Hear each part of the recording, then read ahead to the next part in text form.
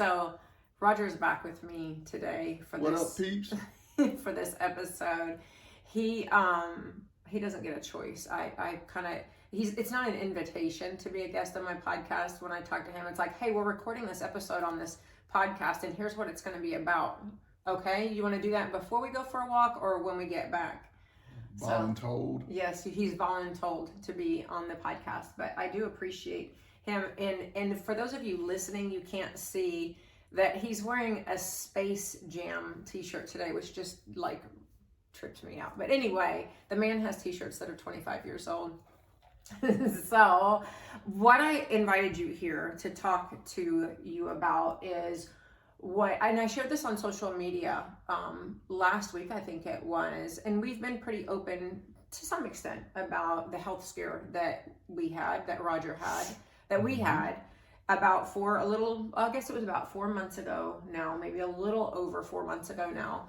So back in October, and we're going to give some context around that, but I want to talk about what happened and then after what happened, because it relates very much to what I do in this business, helping women. I don't coach men, so don't send me requests to get my help for that. I don't do that.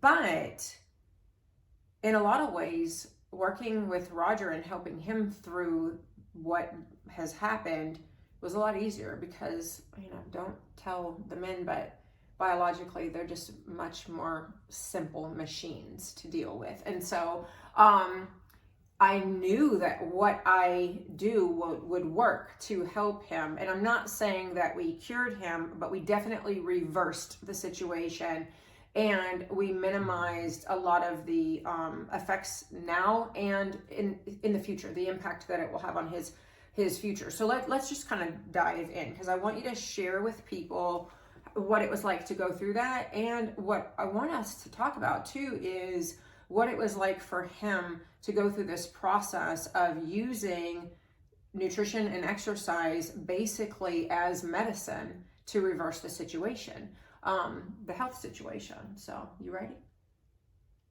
Yeah. So just to kind of give some context for those of you who don't know anything about what happened, we had I think this started back a year ago, December. When I really think about it, hindsight's 2020, as they say, right? When I really think about what happened, I can remember back as far as not this past Christmas, but the holiday season the year before, kind of the aftermath of that holiday season. And here's what I remember about it. Excuse me. I remember then you not feeling very well and your weight going up. And we didn't think a whole lot about it, honestly, because typically through the holidays, Roger's weight goes up, which like a lot of us, but he just really does enjoy the holidays. And so your weight goes up, 6-8 pounds or so on average through the holiday season? Yeah. Depending on which holiday it is, the longer one, like over Christmas, then the 8 pounds. Yeah, and that's kind of what I'm thinking back to is Christmas of 2022, like from November, Thanksgiving to Christmas, and right after Christmas, after the New Year's, kind of getting back into things in January, what I noticed was not so much that you had gained weight, but that you weren't losing it. Because anytime, like any man, they gain the weight and then they just, change one little thing and they drop 10 pounds, right? And that was you. That's always been you. And you didn't drop that weight after Christmas. And so I remember noting that kind of mentally. Because usually it'd take about a week or so to get back to whatever my normal weight was at the time. Yeah. And you didn't. And so when I, like I said, hindsight's 2020, when I think back to that holiday season, you didn't drop the weight afterwards. And I remember kind of noting that, but again, we're getting older and, things happen, right? And then fast forward through that spring and into summer, so that we don't just like delay this conversation, drag this part of it out too much. Through that spring and summer, I remember now, again in hindsight, a lot of things going on. Do you kind of how did that feel? Because I remember you continued to gain weight. You didn't not only did you not lose the weight after that Christmas, but you continued to gain weight through the spring and summer. But then I also noticed things like you were falling asleep on the couch. You seemed lethargic. You seemed really tired a lot. And then there were other things that you kind of complained about, quote unquote. Yeah, I didn't notice probably as much as you did. I did notice that the weight was, not coming, or that my hover point was going higher. But every so often it did that. So I thought, well, it's just, here you go, another sign or symptom of getting older. But I didn't really notice the lethargy and the falling asleep. I kind of noticed, obviously, sitting in there. But again, I attributed that to just, getting older and. Yeah. And you nap, you Yeah. do, so that's why I say, like, I noticed these things, but it was easy to explain them away, right? That's what, and I think that's really common with a lot of people. Mm-hmm. You start to get lethargic, you feel like your energy is low, but it's this gradual decrease. And Mm-hmm. you say things like, oh, well, we stay up late watching Netflix, or, oh, it's been a rough week, and so we didn't put a lot of stock into those things. But then also, we should note too, as we move into spring and summer and the warmer temperatures, and I think this is common for a lot of people too, we're outdoors a lot more. Our eating schedule is not as routine. The times of our eating, we eat out more because we're going, out to restaurants that maybe have patios, and we like to eat out, on the patio. Or when the days are longer and we move into summer, we eat later. We also, because we stay out at the pool. And so we drink a little more. We're enjoying the pool and the sunshine outside. So all of those things, to me, just kind of lifestyle stuff, Right. Seasonal lifestyle stuff, it made it easier for us to explain away the gaining weight, the being tired, staying up later, all of those things. So it was easy to kind of not pay too much attention to them. Right. And so both of us were kind of doing that. But I do also remember it kind of sticking with me a little bit more. Like the longer it went on, the more concerned I got, and I just tried harder to slough it off. Does that make sense? Yeah. Well, and two, one of the other signs that I vividly remember is that when you talk about the lethargy and being tired, Lethargy, whatever, however you're supposed to pronounce it, English person. I noticed more in the yard. It was taking me, what had usually taken, one day to do the front and another day to maybe do the back. We have a big yard. It was now taking me, and that's doing it leisurely. I mean, not killing myself. But then it was taking me 3 days or maybe even sometimes 4 days, just because I was just and I was doing it in the evenings after work, but still it was just really dragging out. I'm like, man. And taking breaks. Now that you mentioned that was concerning to me, because you were taking a lot more breaks. You did seem a lot more, it took a lot more out of you to mow the yard. Now, and we're not talking about a small push mow section of yard. I mean, we're on a little over a half acre. Yeah. So, and a huge backyard. And so, in a couple of hours in the evening, but I noticed he was having to take more breaks. It did take a lot more out of you. You were exhausted by the time you finished mowing the yard. But again, the temperature in the summertime when he's doing that. Over 100 degrees. Exactly. And I remember saying to you, well, it's 110 degrees, Roger, and what do you expect? Not spring chickens. Exactly. And are you drinking enough water? And so again, I think I tried to explain it away. So all of those things. Oh, and then there's so many signs now looking back, but you were also waking up at night with a lot of cramping in your legs. More even almost than I every realized. night. Yeah. And so, all of these things started happening. Well, then, we move into fall. And I was concerned. Then you started saying, hey, when is it time for us to go back to the eye doctor? Hasn't it been a year since we went to the eye doctor? I think you need to make me an eye doctor appointment. My eyes are really blurry. I can't see. And last year, so the year before this, he had gotten glasses for the first time. When we went to have our eyes checked, you had to get glasses for distance. It was a kind of a slight prescription. You were kind of borderline, not really needing any reading prescription in your glasses. But I remember the doctor saying, this probably is normal. Next year. And probably next year you will need it. So when he says, my glasses really aren't working for me well, isn't it time for us to go to the doctor? And it had been a year since we had been. Again, we kind of brushed that away, saying, yeah, it is time to go to the doctor. But when it got into fall and all of these things, I'm thinking back on them, at that point I started to get worried. Yeah. Well, and the other thing too that was annoying, in addition to the cramps, is I was having to pee like every 30, 45 minutes. Yeah. And that concerned me when I started thinking about the lethargy, the extreme fatigue, the extreme diminished energy, the eyesight, and the constantly frequent urination. Beyond just joking about having to stop so often when we were on, a 2-hour road trip, it was beyond that. It was, honestly, I don't know that I've ever said this to anyone but you. I was very scared. Like, I got the impression, like the cancer scare, like that went through my mind. And not to go into a lot of detail about it, but Roger also has some nodule kinds of issues that have gone on for years. And I started noticing that more prominently. And so there were areas where I noticed like a lump on his back. So taken all together, I was really getting a heightened concern. I was starting to get really worried. I started saying, okay, you need to go to the doctor.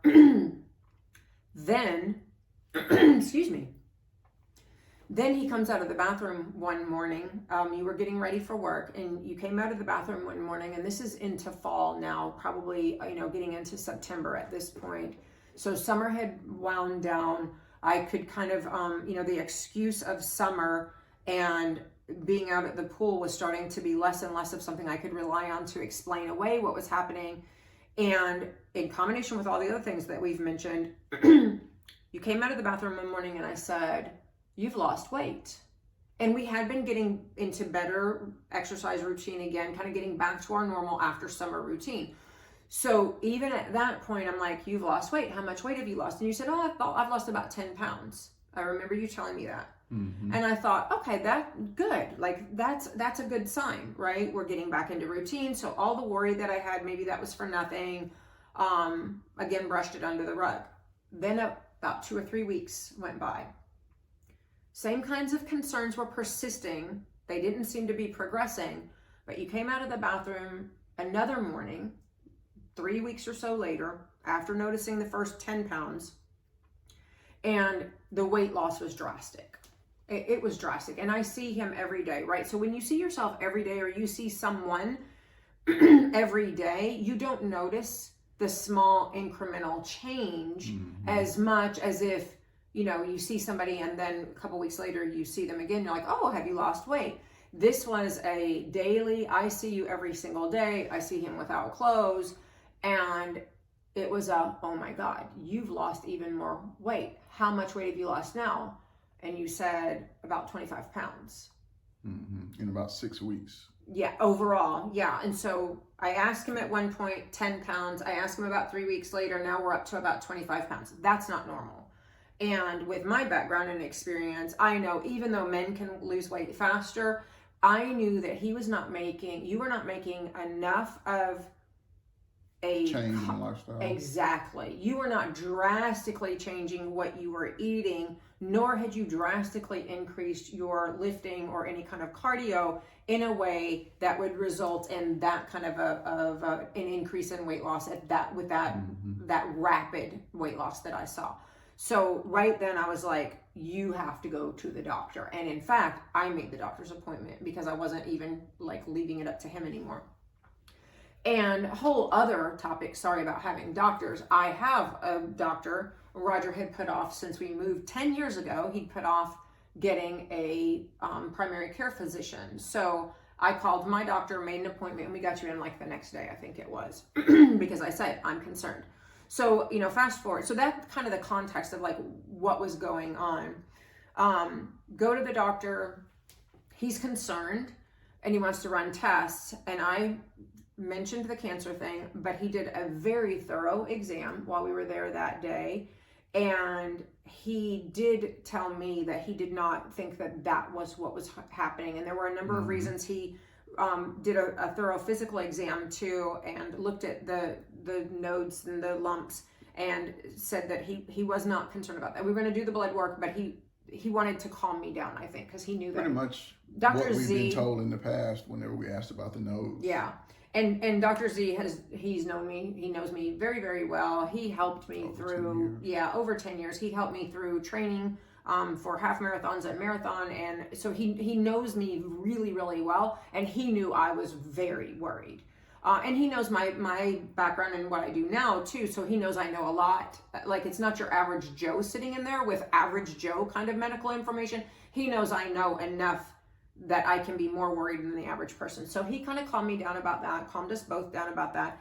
Roger's always not wanting to make an issue out of things because he doesn't want me to worry, which just makes me worry even more. So, but he wanted to do blood work. We went immediately from the doctor's office, did the blood work, and fast forward again. The next day, bottom line is Dr. Z called. He'd gotten the test results. The next day. It was about 36 hours later. So it was all the next day we waited. And then the morning of, so afternoon appointment, next day we wait, morning of the following day. The late evening of the following day, because I was out on the road actually. Okay, so he's at work. Anyway, soon after he gets the blood work done, Mr. Particular with the details here, Dr. Z calls, and bottom line, he says, come get the paperwork and take Roger to the emergency room. They're admitting him to the hospital. Of course, that is alarming.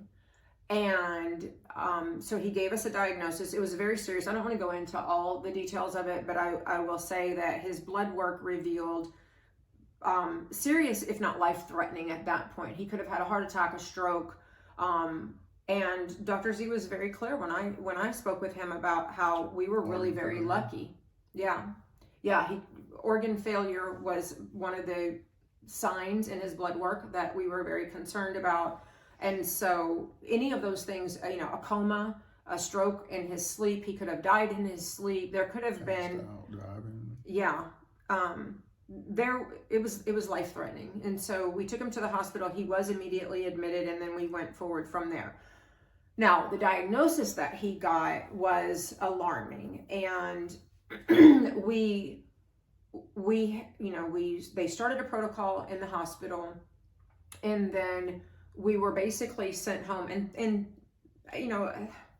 I guess kind of thank goodness for the fact that they realized too that after talking with us in the hospital, they realized that, we have knowledge about it. I have knowledge about what's going on. I can give him injections and administer and monitor a health condition. I'm not a physician, clearly, and I'm not a registered nurse, but I have enough experience in working with these kinds of things that I know how to help to manage.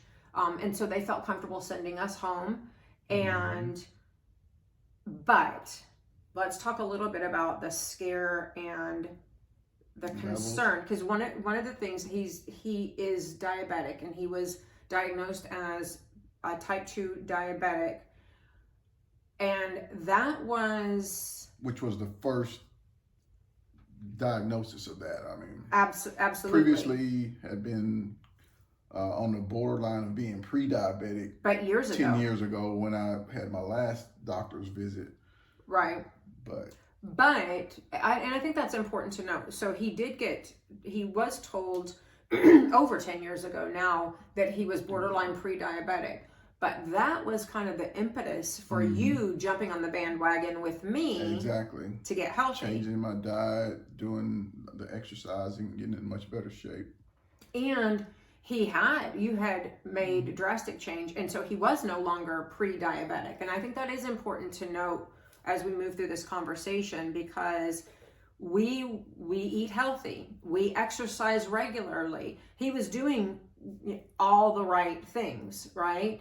And there was no diagnosis of pre-diabetes or diabetes before this incident that we're talking about. And so kind of for those of you out there listening, I talk to women every single day, and they tell me they've gotten this prediabetes diagnosis. They tell me their husband is diabetic. They tell me their family members are diabetic. And it's not that we just got that diagnosis and didn't do anything about it. He completely changed the way he ate and moved. And that was really kind of drastically. Yeah.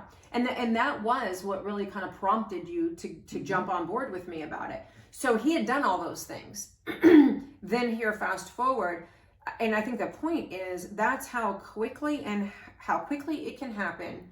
And even if you are doing the things you think that you should be doing, eating healthy in general, because I didn't have you on like any kind of a structured nutrition plan or anything. You were just generally eating healthy. You were generally exercising more and watching portions way more. Absolutely. And you were at a normal weight. So you were doing all of these things, and that's how quickly you can go from even generally eating and being healthy to this serious of a situation. And I think that's important too, because when we were sitting in the doctor's office and I said, this was a blow to me because I was terrified of what could have happened. And I thought many times, like, I could be one of those women who I hear stories, and I have friends who wake up and their husband's next to them dead in the bed. And so the thought of how that could have happened terrified me. But the other thing is I beat myself up because, like, I help people with this every day. This is part of what I do. This is my work. And here I explained away and kind of sloughed off and didn't attend to the signs that you were having. And I felt guilty for not catching this. Yeah, you did. Which it wasn't your fault at all, but you did feel guilty. But I think that also goes to how easily people can miss the signs or explain away the signs. Exactly, and not take it seriously enough, and then how quickly it can turn into literally a life-threatening situation that you don't have a chance to correct. And that's kind of where we were sitting.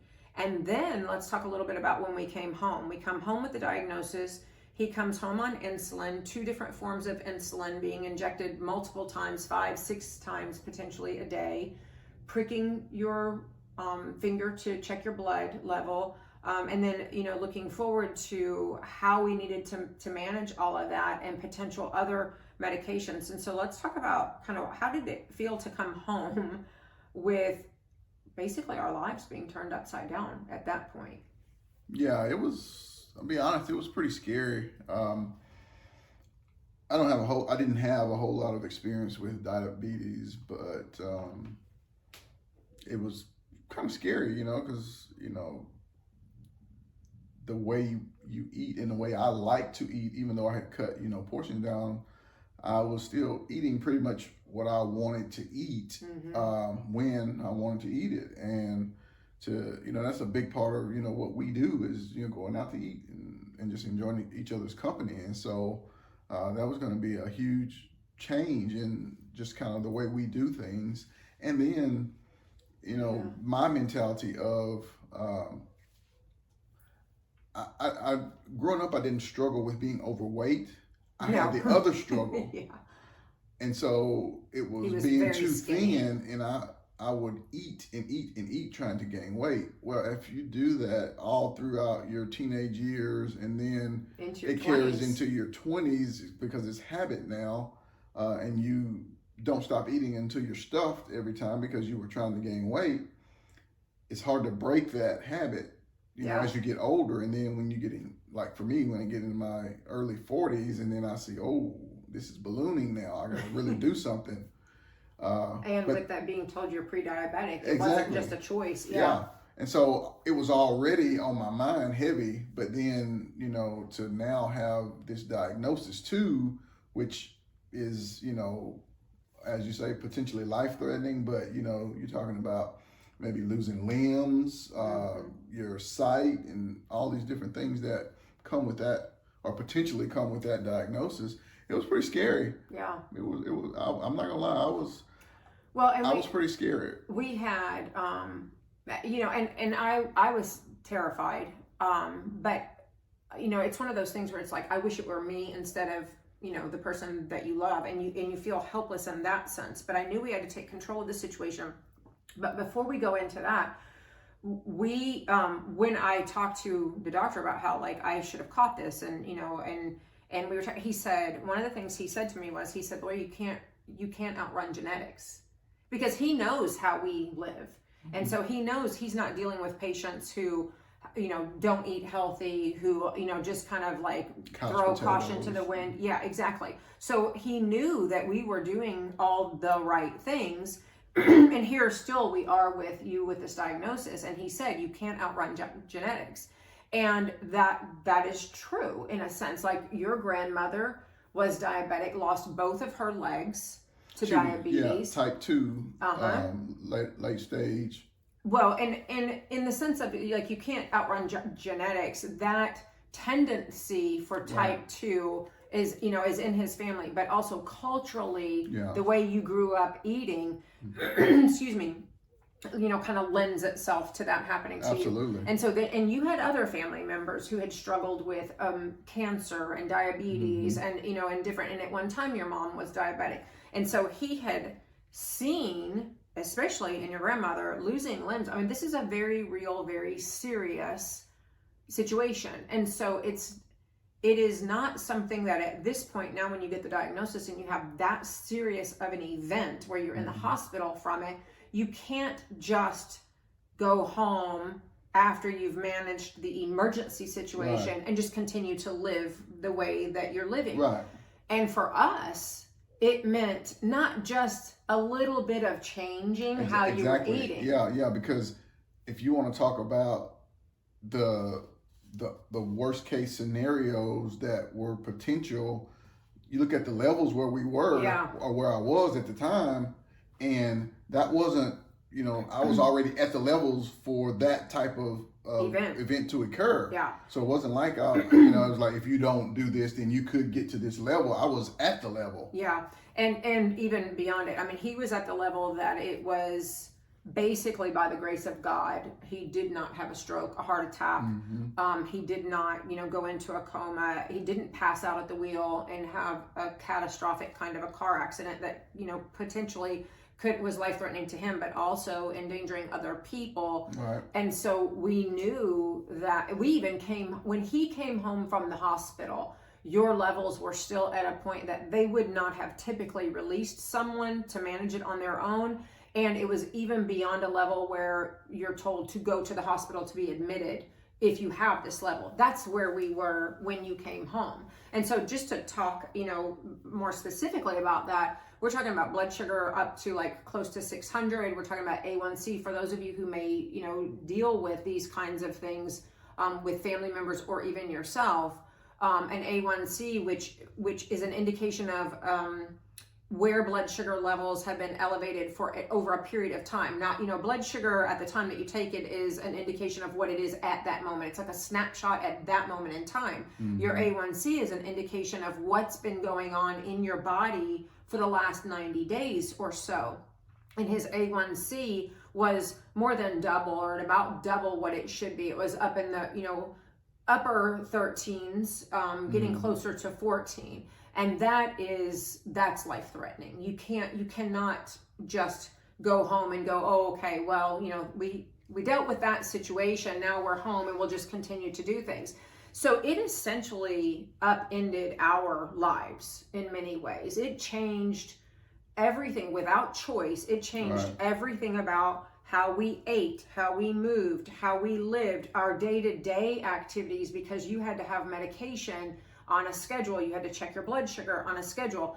We had to eat, and he was also in a recovery kind of mode because he had zero energy. So it was recovering his body. So that's what we faced. The realization for me, and I'd love to hear your take on this, but the realization that everything about how we live is going to be different now. Yeah. And, it wasn't just the way I live. It was the way we live, because what it required was a huge commitment from you too, to do all these other things that you weren't, necessarily doing or wanted to do. Yeah. Yeah, that's true. Yeah. And so, that weighed heavy on both of us, I think, because we knew the impact that it was going to make on, it was making on our lives. And so things like how we enjoyed on weekends going out to eat, there was no more of that in the beginning. And so I want to move into so what did we did? So, to deal with this, what we did was I went into coach mode again, and essentially Roger became a client.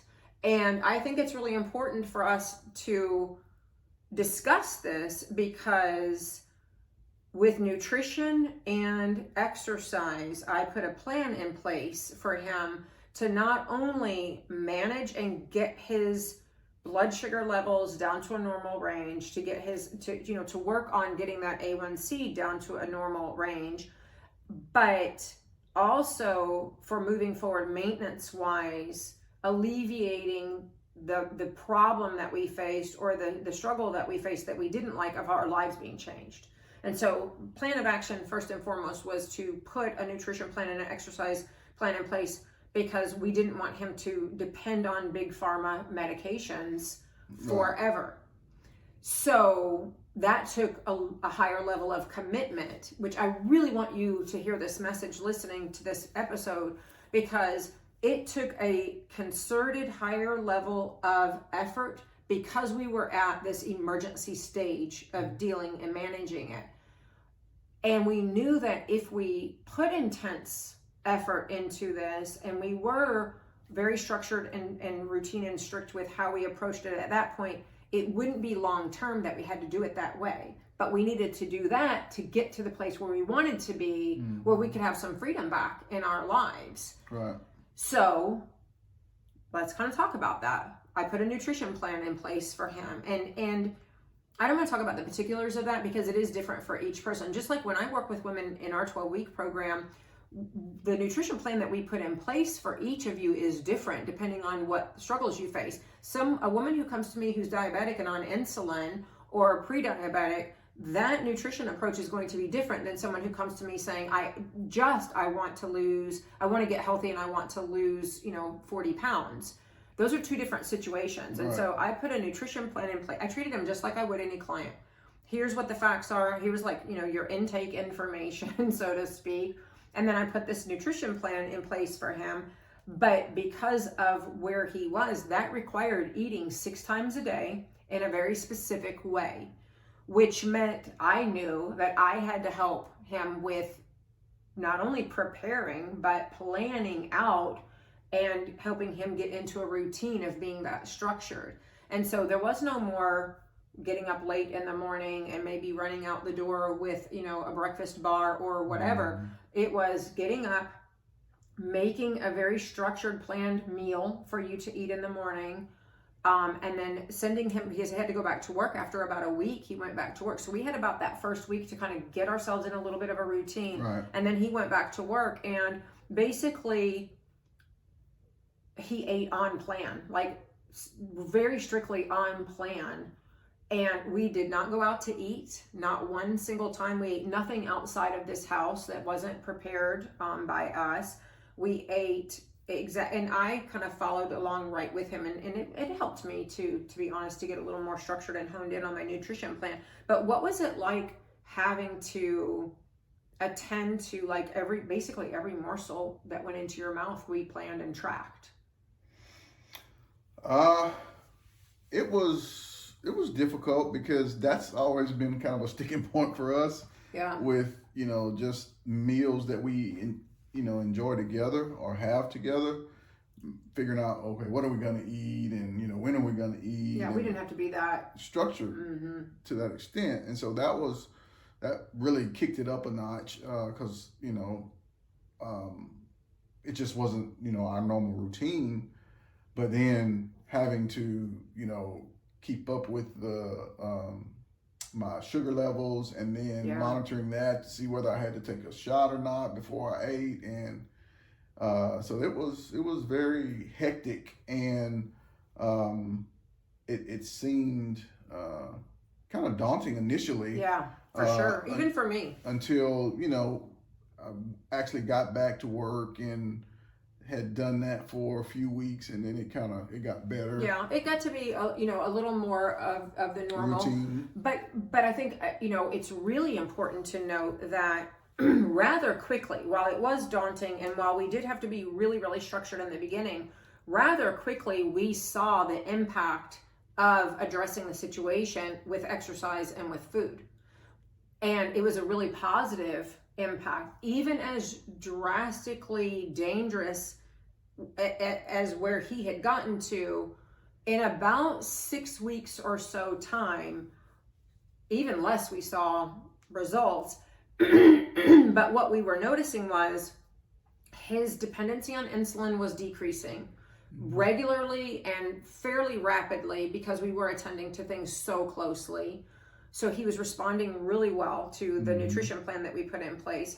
Your energy level was coming up. Right. You were falling into the more normal blood sugar ranges way faster than what was anticipated, even by your doctor. I was gonna say the doctor and the education person who was helping us when we first came checking home, on us every week, and then every other week, was astounded at the progress we were making. Yeah. And so and I think that's important to talk about, because I think in many ways people underestimate the power that you can take and the control you can take back over your health, even if you let things get to that drastic of a case, which should not ever happen. But if, by the grace of God, you actually can survive that and it doesn't turn to be fatal, you can drastically turn that situation around, and in a relatively short period of time. Now, again, I want to put a footnote here. Every time I talk about this, I feel like I need to emphasize that we were not lax in this at all. There was not a meal or a day that we let our guard down, that we were more relaxed in how we ate, how you moved. And I had him on a very regimented at first movement plan too. And that was not just one workout a day. It was 3 different times a day. He was having to move very specifically and timed very specifically too, because again, it's about what do you have to do on an individual basis to make sure that you can reverse the situation. And my goal was that we were going to reverse his situation. So I was throwing everything at him in a very structured way, both with nutrition and movement. And I am not a huge fan of Big Pharma, but I will say that what we were at the point then where we had to use medications to help to manage in the beginning. My goal was to get him off of those medications. I didn't want him reliant on them for the rest of his life, and he didn't want to either, because taking shots 3, 4, 5 times a day, checking your blood sugar levels 8, 10 times a day, those are, they're irritating at best, but that can feel very defeating. It can be depressing. It's painful. Who wants to take shots in your stomach, in your thighs? Who wants to slice your fingers up? Every time you turn around, having to, you can only prick your fingers so many times and they get sore everywhere. And so we did all of that as a means to an end. Kind of, fast forward, we went through the difficulty of that. And like I said, we got his levels normal in a very relatively short period of time. We got him down into normal ranges. Well, and, we don't know exactly how long it had been down into a normal range either. Yeah. Because of, at the 4-month point that we had that second blood work done, we were clearly low enough that we had been in a normal range for months, quite some time. Yeah. So, and I think that's the part that I want to emphasize is that, that first month was really, really difficult, but I think that first month was really key to the ultimate success that we have found. And we did that with food as medicine. We did that with exercise as medicine. And We did not cure him. I want to make very clear, we did not cure him. He's diabetic. This is a diagnosis that he will live with for the rest of his life. But we were able, with nutrition and exercise, to completely reverse everything that was going on in his body. And so we were able to, after the first 6-8 weeks or so, you were able to get a little more lax about the food. He is able to treat now. He is able to, enjoy foods on occasion. We monitor, but he doesn't have to be on that strict of a plan. And so that hard work and that attention in the beginning really paid off. The investment of that time and that effort really, really paid off. And that's what I want you to hear, is that you can absolutely turn that kind of a situation around. And I have done this with women in our 12-week program over and over and over. And it's not just about diabetes, adrenal fatigue and other blood pressure and all kinds of cholesterol, all kinds of other kinds of health concerns. We've been able to reverse those so that they've got them into a much more manageable position. And I think that's really important to note too. So we went back at for the 4-month mark. That was a really telltale sign of whether or not what we were doing was really making a long-term impact.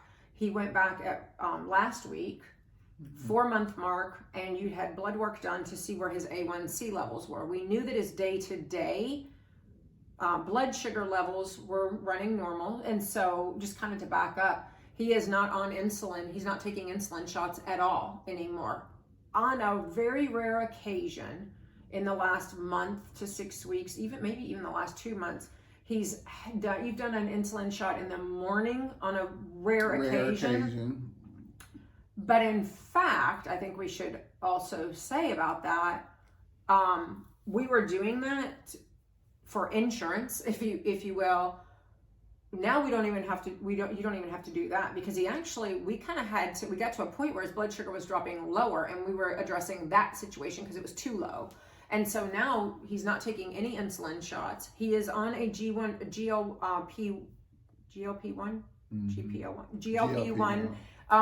medication once a week that we started about, I don't know, maybe a month or two into. It was like a month into it, which is helping to manage, and we'll continue doing that for the time being.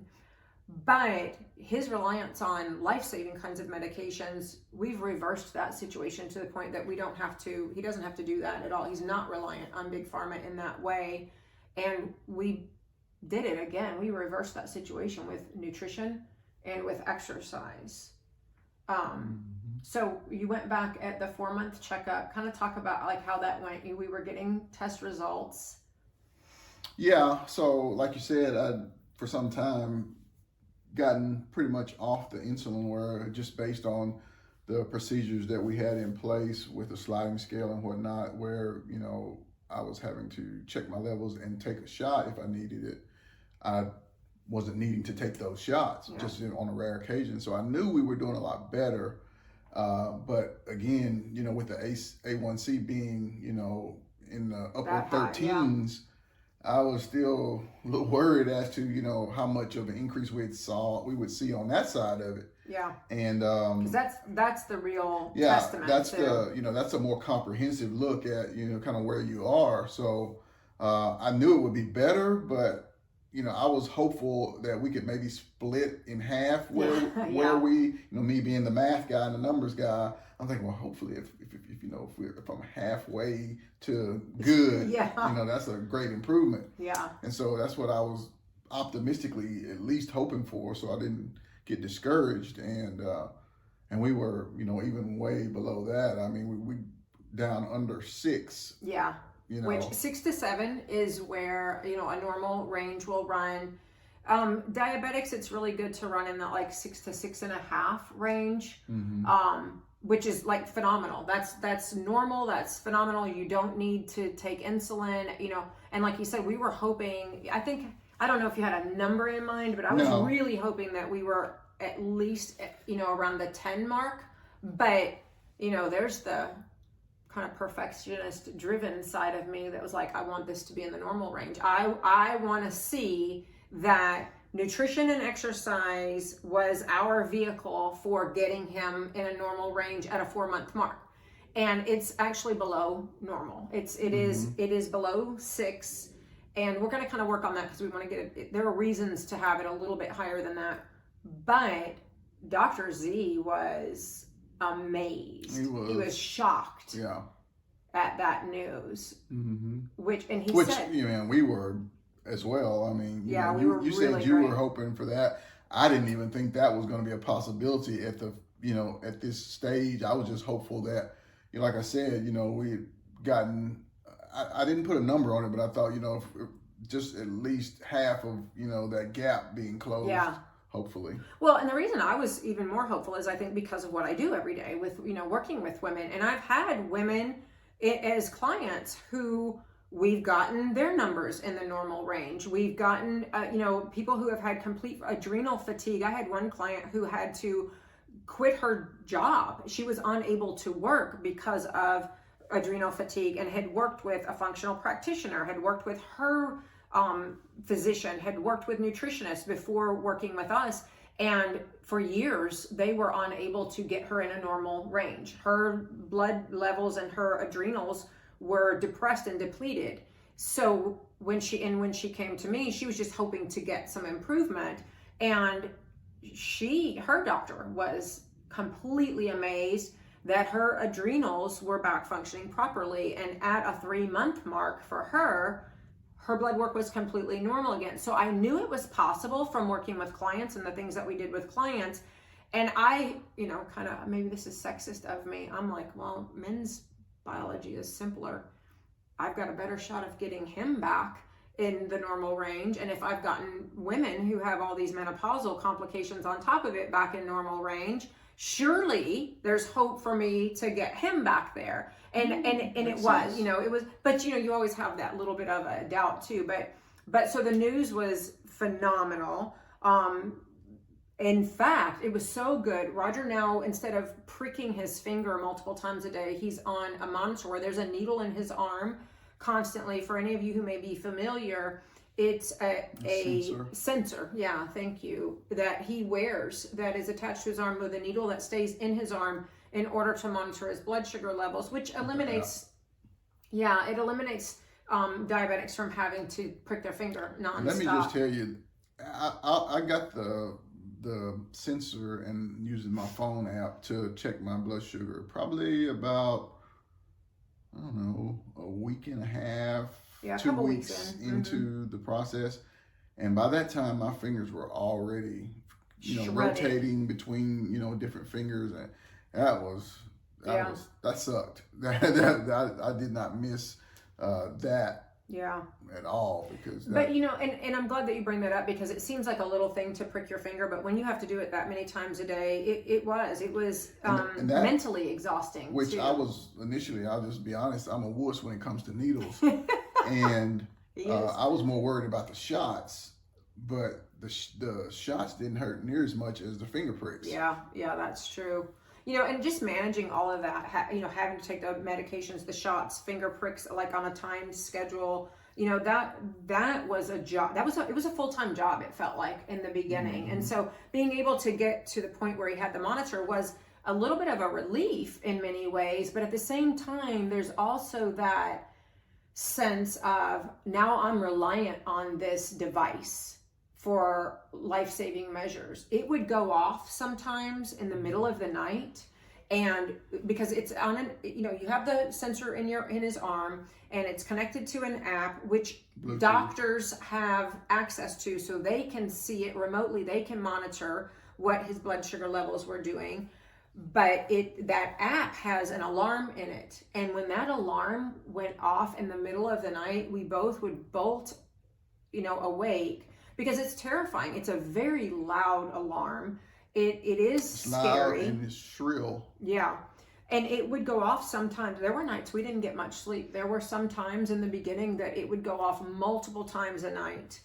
And, he'd have to look, and then we'd have to see what we needed to do. And then, you'd get back to sleep and something would happen and the alarm would go off. And there were times that we were up every couple of hours sometimes at best, all night long. That happened a few times. And so even though you don't have to prick your finger anymore, you're reliant on this device that's embedded in your arm to know that you have to live that way to make sure you don't die in your sleep. That is mentally, this was as exhausting and potentially depressing and upsetting as it was physically. I wasn't going through any of the physical parts of it, but I felt like I was because of the mental and emotional side of it. And you had both of those things going on. And I share that part about the sensor because one of the things Dr. Z said at his last appointment was, you can take your sensor off. That's what a good report he had, and how confident his physician feels in what we're doing to manage this, and the place where he is in just 4 months, that he said, you can take your sensor off, you don't need it. Right. And which was also very surprising is, because he said you guys are probably a little bit too dogged in the way you're managing it, and so you probably don't need to be as careful, especially with the A1C having dropped to the levels that it was. It was like, you guys are doing a great job, but you don't maybe need to be quite as structured as you are. Yeah. So that was, which is all ironic, really, again, I think all of that is a testament to not just like your commitment, because you followed through, you did what you needed to do. And I'll tell you that sometimes I have clients, a majority of our clients are very committed. Once they make that decision, they are committed and they do the best that they can do. And that's all really I ask of people in working on these kinds of situations, is do the best that you can do each day. I don't expect anyone to be perfect. And so you were committed to that, which is great. He's a good client. But I think there's also something to be said for how the power that you have in controlling your own health and your own life when you approach things in this way. Right. When you take control, and when you do commit to putting the time and the energy into, and financial, there's a financial component to this, financial component, that I think we really need to address, because I will just be straight up front with you. And I've talked about this on social media and I get it. Like I talk to women every single day who say, I can't afford to invest in this way right now.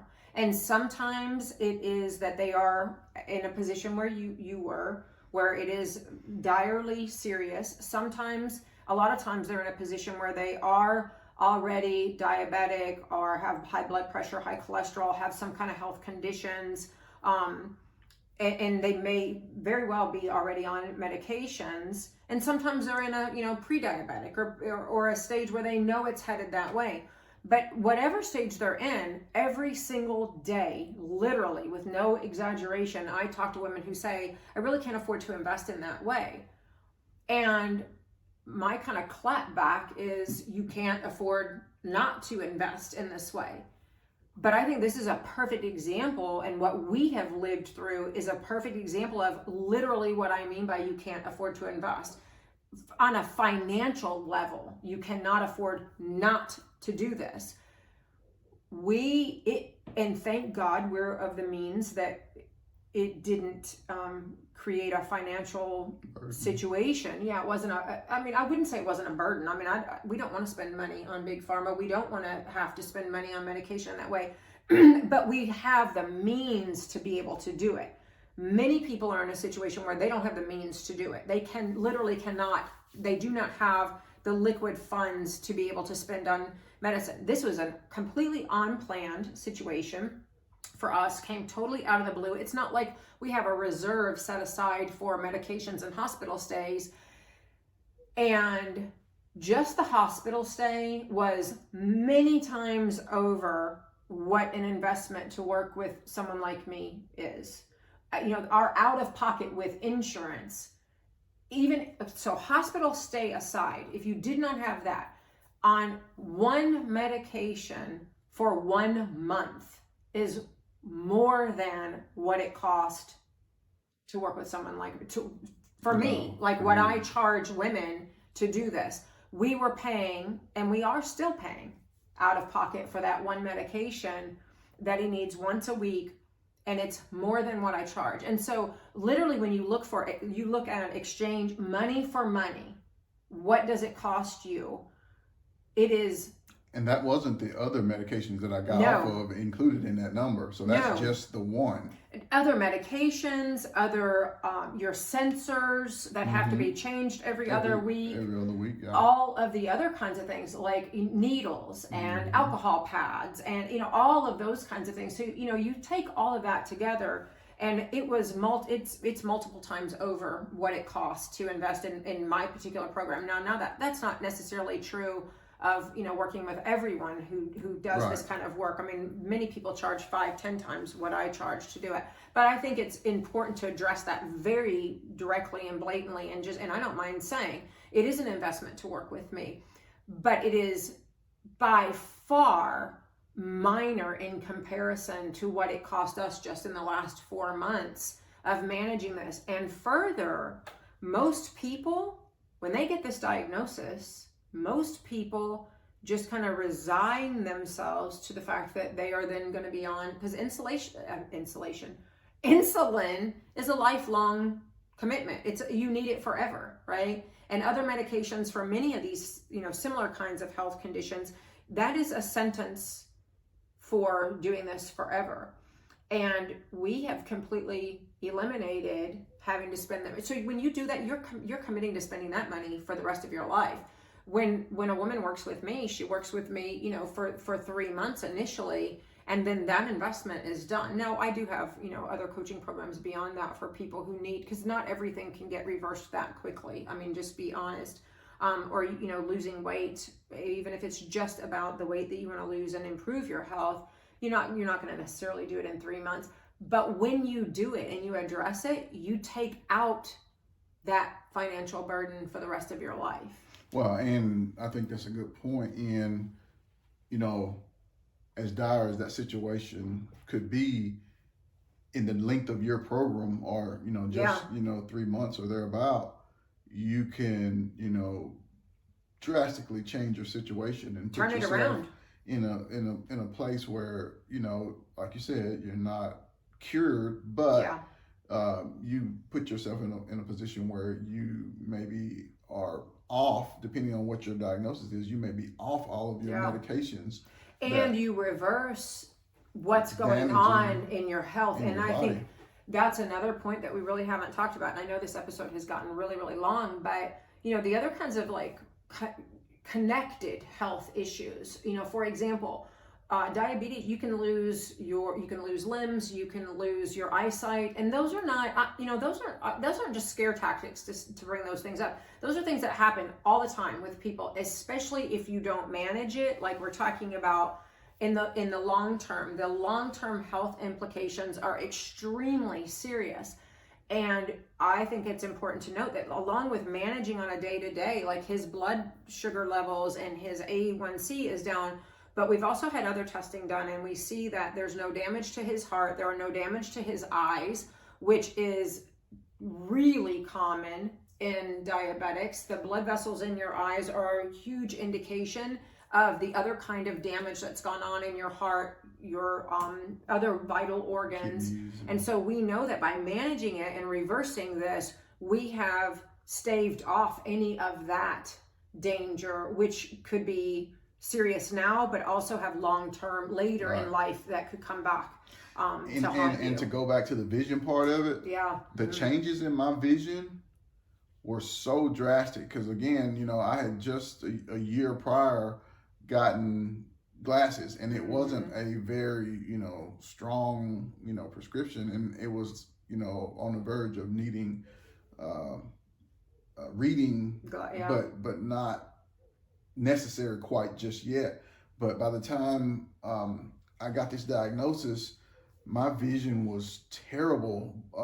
You even bought cheaters. Yeah, I had to go ahead and buy cheaters, and so my vision had changed drastically, and I was having a really hard time with my eyesight prior to that diagnosis. Well, and in all of this. So not only has he gone to the physician and you've gotten, the blood work to see the A1C and all of that, but we've also gone back to the eye doctor, and the report there was phenomenal, clean report. And having told that eye doctor what had happened with the diabetes, I think, he was very surprised at how there was no indication in his eyes that anything has happened, and your vision has improved. Yep. Drastically. It's actually better.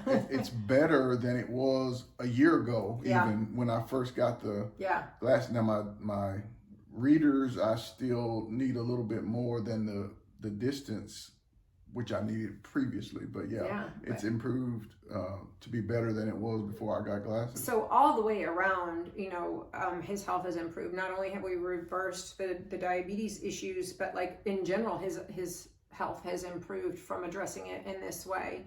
And so I guess, just kind of to sum up, because, I wanted to share an update with you guys about this, on a personal level, because a lot of people have messaged and asked about you and been concerned knowing what has happened, but also kind of this to be a little bit of a cautionary tale, but also share the experience of what it's like to take back control, how it is to live through it, and the real upside of that, and the benefit of like how you live now is just going to be so different than if we had just done what most people do, get the diagnosis and then just stay on the medication and just manage. And it's been, mentally it's been a relief, physically it has been a relief, but also in the long term, like it changes the, our outlook for the future, because we don't have that kind of hanging over our heads. And financially it has drastically, to the better, because we're not having to spend money on that. You're not reliant on those medications. We know, and the expense that we're talking about, that's with insurance. That's with good insurance. And also we have prescription coverage. And so it's the out-of-pocket parts that were even that expensive. But now we don't have that, and that's money that we can look forward to, doing things like we got new flooring and, we go on vacations. And so that's money that would have had to be taken away from, at best, taken away from things that we wanted to do. And at worst, really can put people into a financial disaster kind of situation. So very easily. I guess kind of last, we need to wrap this up, but how is it like living through having to be on the receiving end of that, being on the end of like being coached? And now it's a little different from him because we're married, and and I'm probably a lot harder on him than I am on clients, but like, what was it like having to like get a nutrition plan and having to adhere to it, and just kind of living through that process of a couple of months of really attending more to something to get to that place where you don't have to attend to it so much? Does that make sense? Yeah, it makes sense. For me, it was reassuring because I'm pretty good about being able to follow plans as long as I know what to do. Yeah. And so tell me what to do and I can do it. Your help with, how to go about tackling the situation meant the world, because it put me in the wheelhouse of I just got to do what I need to do and not have to try to figure it all out. So that was amazing to not have that burden of doing all the research to try to figure everything out. Yeah. And just being told, okay, we need to do this, we need to do that. And then all I had to do was follow it. Yeah. So I know a lot of people, it would still be difficult to follow certain things. But for me, that was refreshing to not have to guess or wonder. Yeah. And just if know, what I'm doing just is tell the me right what thing. to do. Yeah. And if I do that, everything's gravy. Yeah. And so that's basically the way I approached it. And that's a good point, because I think a lot of our clients feel that way too. It's like, if you just tell me what to do, I can do it. I just don't have 6 months or a year to try to figure this out, and trial and error, and not knowing what I'm reading out there, if it's right or wrong. And then like on the practical side of it, was it really difficult? I know in the beginning it's harder. It's harder anytime you change anything. It's going to be a little harder to do at the beginning because it takes a little more time. It takes a little more attention. But was it in the sense of like, were you hungry? Was it difficult in terms of like, did you feel like, oh, I'm being deprived of everything I want? Like following a nutrition plan like that, was it that hard? It was not hard for me because you were preparing Yeah, that's true. most of the meals, so that was a huge blessing. But you were learning too along the way. I learned a lot, but it was a little bit easier for me in the sense that I didn't have to prepare. I all don't the come meals. to your house and prepare the food for you. So, I just tell you how to approach the food, right? But and give tips on making it simple.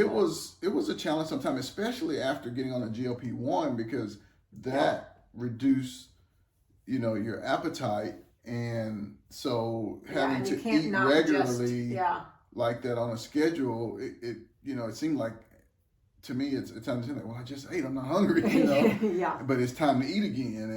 And so. And that's in a really severe case. I mean, we wouldn't have had to do that if it hadn't been that you had, you'd gotten to that really serious kind of life-threatening situation. For most of I would say that that's a rarity when women come to me, that we have to do things that way.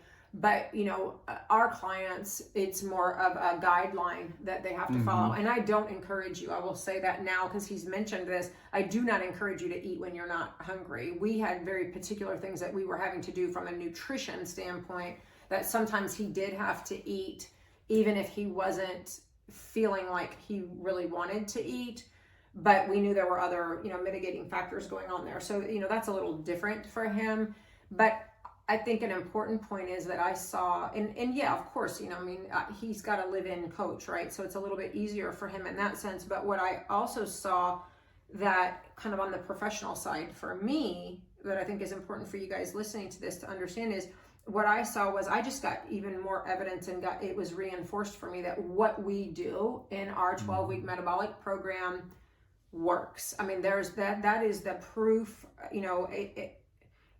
if I didn't already have it, which I did, it just reinforced for me the belief in what we do, because I treated you like I treat any other client. I attacked this from a metabolic functioning perspective, a nutrition perspective, a movement perspective.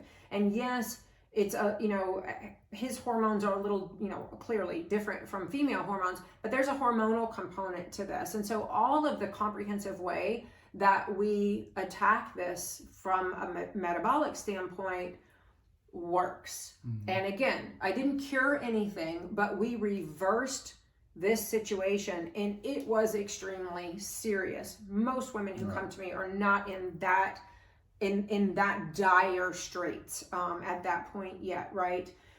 And it's phenomenal to know what you can do to change literally the rest of your life in a positive way by taking control of your food, taking control of your movement. And now this is just kind of, like old hat to you now, 4 months down the road, it's not like he's having to eat really super structured. He does enjoy, we go out to eat, we're able to go out to eat. We've been going out to eat for months again now. You're educated about how you make choices at restaurants, which I think is important to know. You're educated about how to, if you enjoy this, what does that mean you need to do? What do you need to be, what do you need to attend to, and those kinds of things. And so we're still managing this. We'll continue to manage this and be diligent about it, because there are other areas to work on. You're working on losing a little more weight, and we're working on, still the A1C situation. But we are in such a better place. Absolutely. And you are health-wise from where we were 4 months ago. Absolutely. And I'm super proud of you too. I want you to know that. Thank you. I appreciate it. I appreciate all your help. And you'll get my bill in the mail. Don't act like that. It's not that bad. Not the other side, but in addition to what we were talking about a minute ago with, your plan and having the coach, and I'll say this, I have a male cousin who is type 2 diabetic and has been for a few years now, who I had talked to prior to my diagnosis just about, kind of some of the struggles he was having. And I saw him again here recently after my diagnosis, and, talking to him about, what my process was and how, you were helping me and whatnot. And he mentioned that that's a huge benefit, because he's had to figure it all out by himself, with what to do, how to do it, and then all the preparation and everything. So it's been much harder struggle for him to kind of maintain and you know, grasp and tackle his diagnosis, because, you know, one, he doesn't have the background that you has, and two, he doesn't have, you know, somebody figuring it out and doing it for him. He's got to do it all himself. Yeah. So, and you know, Roger is an exception because he has, you know, special privileges. I don't coach men, you know, to be clear, for anybody who's listening, but many times, and this has been kind of an unintended nice finding and fringe benefit, if you will, when I work with women, and you know this, Roger, when I work with women, oftentimes their husbands are, you know, they have some health conditions, they have, you know, they have some weight loss struggles.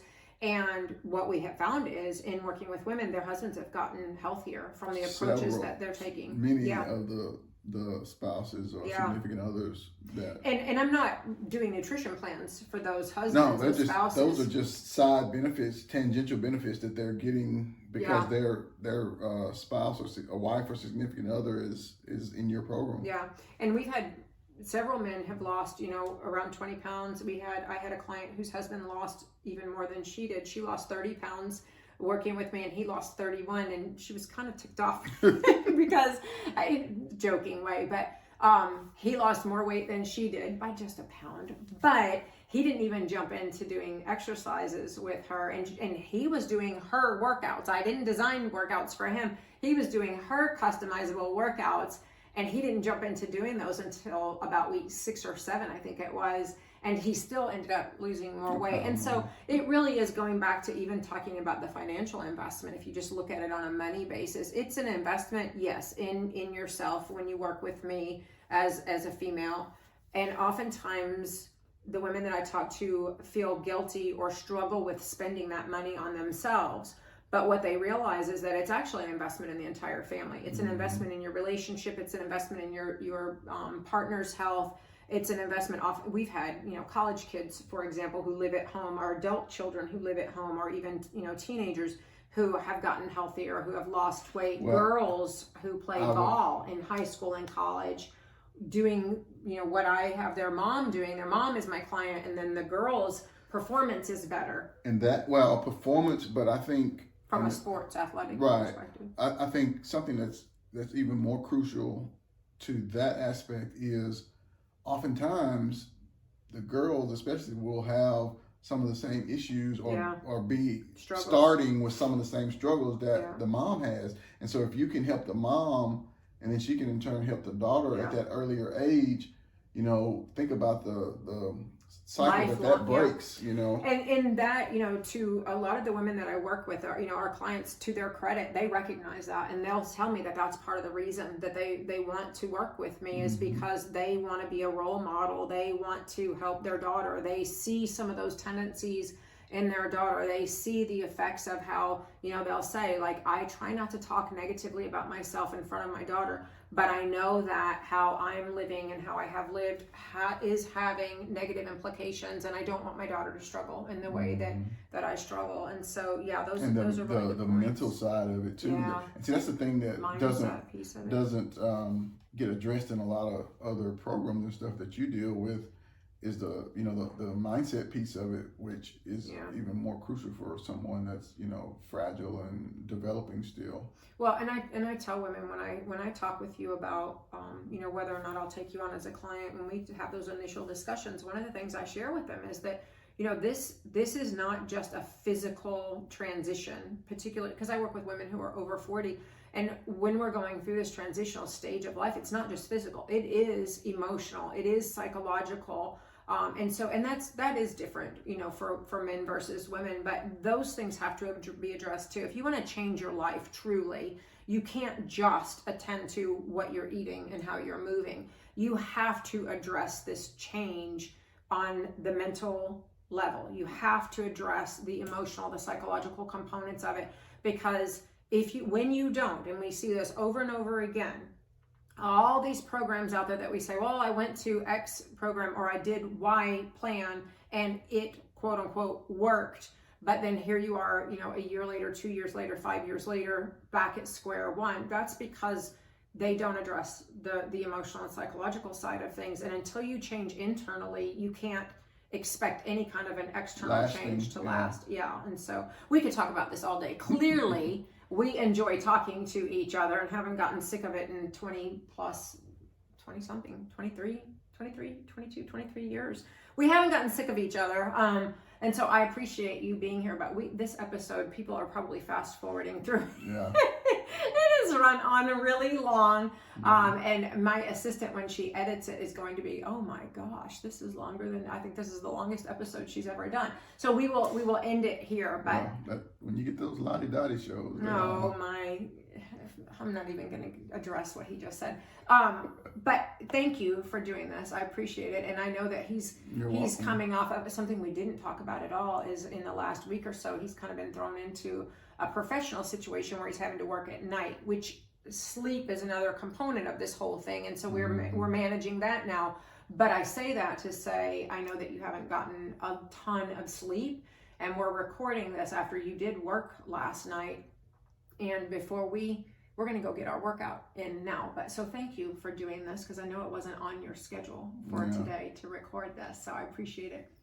You're welcome. So, and thank you for everything. You're welcome. You're welcome. So thank you guys for being here. And, you know, as always, I appreciate the time that you spent with me in this episode. And I'll meet you right back here next time.